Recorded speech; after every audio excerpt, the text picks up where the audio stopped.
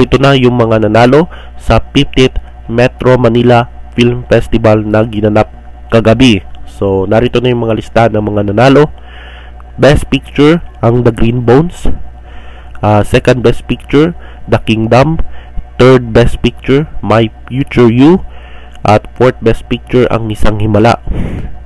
Best Director, dalawa yung nanalo sa Best Director, si Michael Tubiera ng The Kingdom at Crisanto Aquino ng My Future You. Best Actor, si Dennis Trillo, tinalo nyo dito si Vice Ganda, Seth Pedelin, Vic Soto, Piolo Pascual at Arjo Atayde. Sa Best Actress, nanalo dito si Judian Santos sa pelikulang Espantajo. Tinalo yun dito yung mga katulad ni Isel Santos, Francine Diaz, Jane De Leon, Julia Montes at Vilma Santos. Best Supporting Actor, si Ruro Madrid ng The Green Bones. Tinalo yun dito si Sid Lucero, Chong Hilario, Kokoy De Santos at David Ezra. Sa Best Supporting Actress, nanalo si Kaki Chodoro sa pelikulang Isang Himala. Tinalo yun dito yung mga katulad ni Chanda Romero, Lorna Tolentino, Nadine Lustre at Christine Reyes. Best Screenplay, si Ricky Lee and Angeli Atienza ng The Green Bones. Best Cinematography, si Neil Dasa ng The Green Bones. Best Production Design, Nestor Abrogena ng The Kingdom. Best Editing, si Vanessa Ubas de Leon ng My Future You. Best Sound, si Ditoy Aguila ng Strange Frequencies, Taiwan Killer Hospital. Best Original Theme Song, ang Isang Himala ay Nasa Puso from Isang Himala by J.K. Labajo. Best Musical Score, si Vincent De Jesus ng Isang Himala. Best Visual Effects, Right Incorporated ng The Kingdom.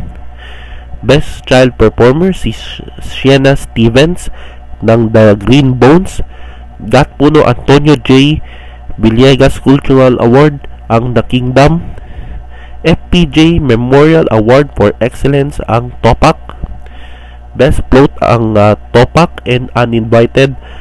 At Gender Sensitivity Award ang And the Breadwinner Is. Other awards, Lifetime Achievement Awards, si Joseph Estrada. Breakthrough Performance Award, si Seth Pedelin ng My Future You. Special Jury Citation, si Vice Ganda ng And the Breadwinner Is. At Special Jury Prize ang Topak at Isang Himala.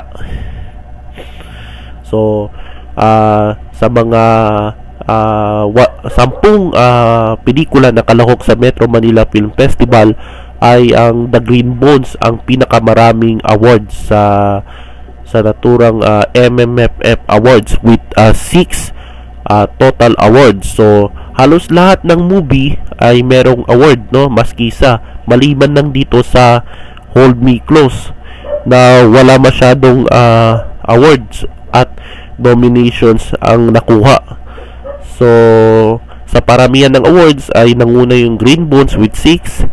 Sunod dito ang Isang Himala, tied with The Kingdom with 5, My Future You with 4, Topak with 3, and The Breadwinner Is 2.